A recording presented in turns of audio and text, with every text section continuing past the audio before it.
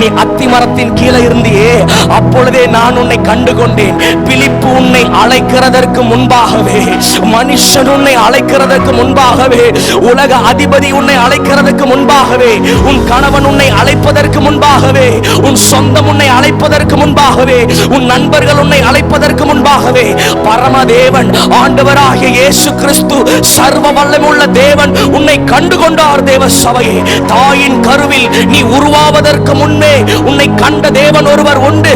உன்னை கொண்டு அற்புதம் செய்ய போகிற இயேசுவானவர் ஒருவர் உண்டு.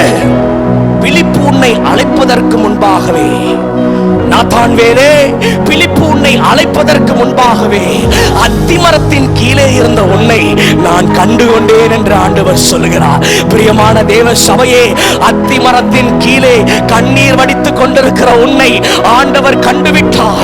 அத்திமரத்தின் கீழே சந்தேகத்தோடு நிம்மதி இல்லாமல் இருக்கிற உன்னை ஆண்டவராகிய இயேசு கிறிஸ்து கண்டுவிட்டார். கவலை வேண்டாம், கவலை வேண்டாம். இனி கீழுள்ள ஆசீர்வாதம் அல்ல, இனி கீழுள்ள அனுபவம் அல்ல, இனி ஆண்டவர் உன்னை உயர்த்துகிற மேலான அனுபவம்